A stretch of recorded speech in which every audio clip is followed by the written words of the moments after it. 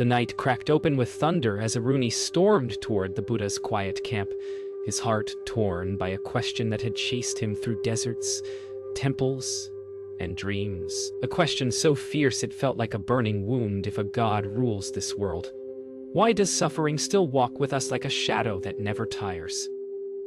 He bowed before the Buddha, demanding an answer. Yet the Buddha only looked at him with a silence so deep, it felt older than the storm itself. A silence that seemed to know his pain better than any god he had prayed to.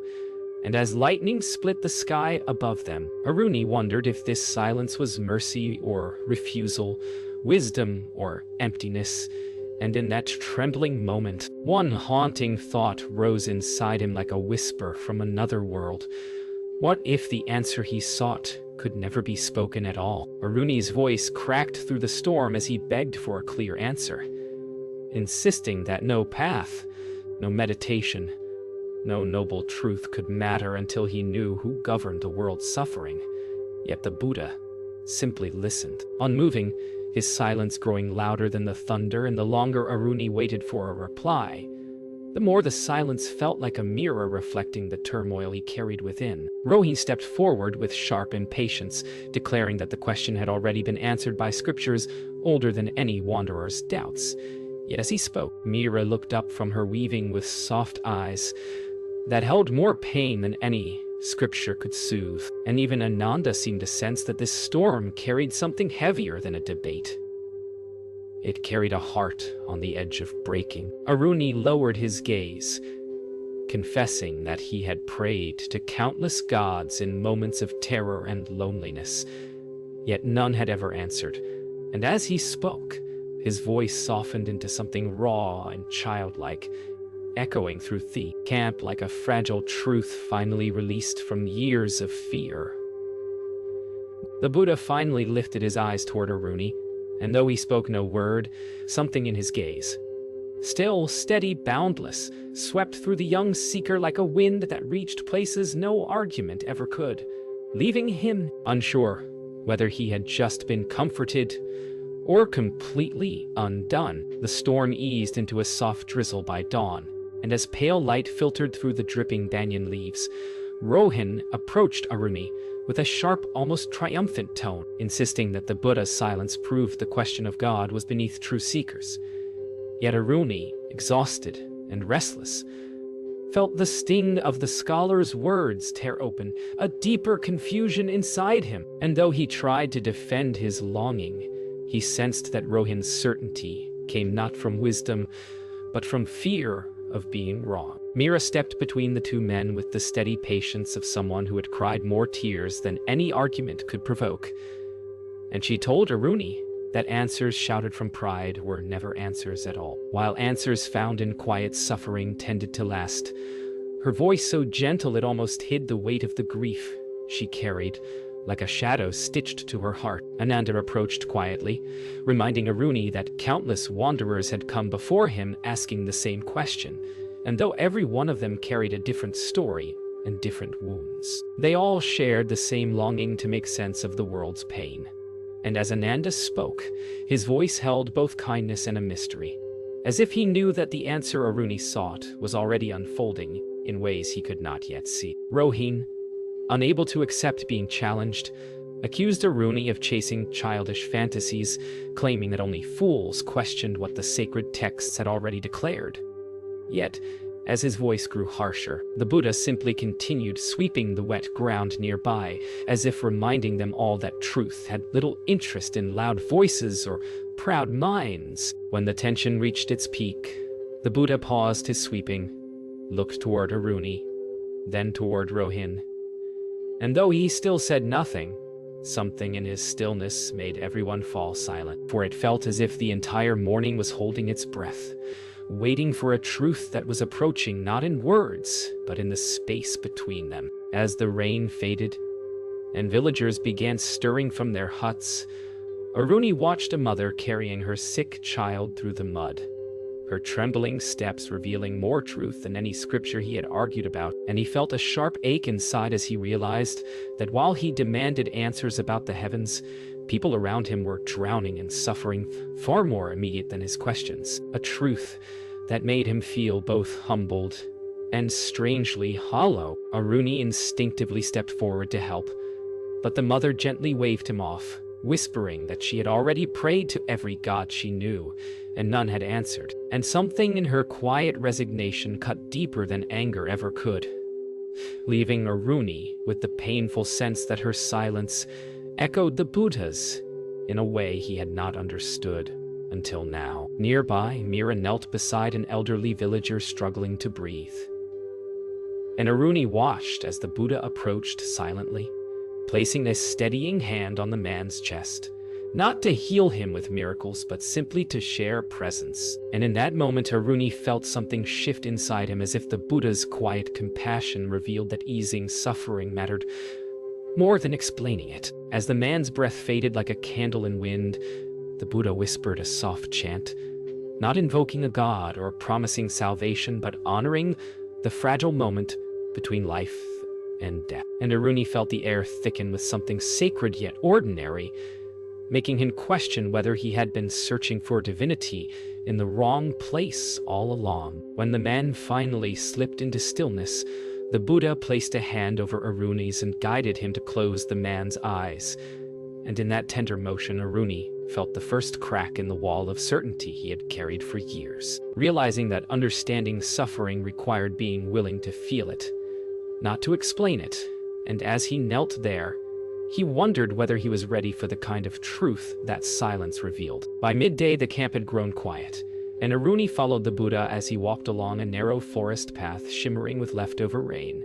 And when he finally asked again why the Buddha would not speak of God, the Buddha stopped beside a fallen tree and told him a simple story about a man struck by a poisoned arrow, saying that if the man demanded to know who shot it, from where, and why, he would die long before the answers arrived. And hearing this, Aruni felt frustration rise once more, for the parable sounded like guidance, yet avoided the very question burning in his heart. As they continued walking, the Buddha told Aruni another parable about a traveler who refused to cross a river until he understood the nature of water itself.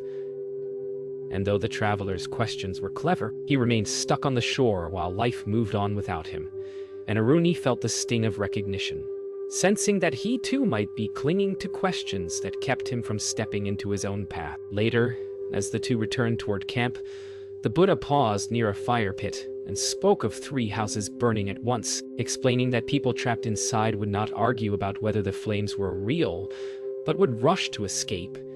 And though Aruni understood the meaning on some level, he still felt as if these strange stories circled his question, rather than opening it, leaving him both enlightened and unbearably confused. Sensing Aruni's growing frustration, the Buddha told one last story about a man who built a raft to cross a river, but then carried it on his back long after reaching the far shore, weighed down by what once helped him. And as the words settled, Aruni felt a quiet shiver, wondering whether his obsession with the God question was the raft he refused to set down. When they finally reached the camp again, Aruni felt torn between gratitude and despair, for the Buddha had spoken more in one day than he had heard in weeks. Yet none of it answered the one question that haunted him. And as he sat alone beneath the darkening sky, he wondered whether the silence around his question was not avoidance, but a doorway he had not yet learned to step through. As the sun dipped into a bruised orange horizon, something inside Aruni finally snapped, and he marched toward the Buddha with a trembling voice that wavered between anger and heartbreak, demanding to know why every parable avoided the question burning through his chest. And when the Buddha simply watched him with that same unshakable calm, Aruni felt a heat rise in his body so fierce it made the entire camp turn toward them in stunned silence. Rohin rushed in, seizing the moment to declare that the Buddha's silence was proof of ignorance, and he loudly proclaimed that true wisdom lay in scriptures, not in quiet eyes and empty answers. But as he spoke, villagers watching nearby shifted uneasily, sensing that his words came more from pride than clarity. And even Aruni, despite his fury, felt the sting of Rohin's voice as something disturbingly hollow. Mira stepped forward with trembling hands, begging Rohin to stop fueling the fire and urging Aruni to breathe, reminding them both that paean spoken in anger only deepens itself. Yet as her voice wove through the gathering crowd, Aruni felt his heart banging against his ribs, torn between her compassion and his own desperation to finally be heard. Unable to hold his sorrow any longer, Aruni shouted that he had begged the gods for answers through sleepless nights, starving days, and lonely roads. And if the Buddha truly knew truth, then why would he not share even a single word to ease that torment? And the rawness of his voice shook the camp so deeply that even the wind seemed to fall still, waiting for what would come next. Then, in the quiet that followed Aruni's cry, the Buddha finally rose to his feet. And with a gentleness that felt both devastating and disarming, he spoke a single sentence so soft it barely seemed to cross the air between them. Yet the moment the words left his lips, Aruni felt his entire world tilt. For the Buddha had not answered the question, he had revealed the reason. The question itself was a cage. The Buddha's quiet sentence hung in the air like a bell whose echo no one could name. And as Aruni stood trembling, the Buddha explained that he stayed silent about God because every seeker who asked carried a different image, a different fear, a different wound. And any answer he gave would only feed the very illusions they were trying to escape. And hearing this, Aruni felt his anger sink into something deeper and heavier, as if the ground beneath him had shifted into a truth he had never dared consider. The Buddha continued, saying that when people argue about the divine, they soon forget compassion, forgetting the sick, the grieving, the hungry, and begin defending their beliefs instead of easing anyone's suffering. And as those words settled into the night, Aruni felt a painful memory rise of all the times he had argued for truth, while ignoring the tears of those beside him. The Buddha then invited the villagers closer and asked them to speak of their suffering, not their beliefs. And as one woman described her hunger, another her grief, and a third her uncertainty about tomorrow, Aruni felt the weight of their words pierce him more deeply than any philosophical debate ever had, and he realized that these simple stories revealed a world far more urgent than the one he had been arguing about. As the last villager finished speaking, the Buddha told Aruni that when a mind obsesses over the nature of God, it often becomes blind to the suffering right in front of it. But when one tends to that suffering, the mind clears by itself, and truth appears without needing to be named. And Aruni felt his chest loosen, as if he were finally breathing, after years of holding his breath. Then the Buddha led the group to a quiet section of the forest where fireflies drifted like moving stars, and as the darkness wrapped around them, he whispered that truth did not need a name to exist, and that silence held more reality than any belief created by fear. And in that moment, a young villager, sitting at the edge of the group, suddenly wept with relief, as if something inside him had awakened. And seeing this, Aruni felt a shiver run through his spine, realizing that the answer he had been chasing might already be living inside the silence he had been resisting. As dawn crept gently through the trees, Aruni sat alone beneath the fading stars, feeling the night's silence still humming in his chest. And for the first time, he understood that the Buddha's refusal had not been a barrier, but a mirror held up to his own longing, showing him that truth was not something to be argued or believed, but something to be lived. And this realization softened him in a way no answer ever had. When the Buddha approached, Aruni bowed with a quiet humility that came not from defeat, but from awakening, and he whispered that he finally understood why the question of God had always felt heavy, for he had been asking it from a place of fear, not freedom. And the Buddha simply placed a hand on his shoulder as if confirming that some truths needed no explanation at all. Rohin approached with hesitant steps, the pride drained from his face, and he apologized not only to Aruni, but to himself for clinging so tightly to certainty, admitting that he had feared being wrong more than he wanted to understand truth. And as the Buddha watched them reconcile, it felt as if a long-held tension finally dissolved into the morning air. Mira approached next, her eyes gentle as she thanked the Buddha for reminding her that grief softens when shared. And she told Aruni that sometimes the silence of the divine is not absence but an invitation to look closer at the life still beating around us.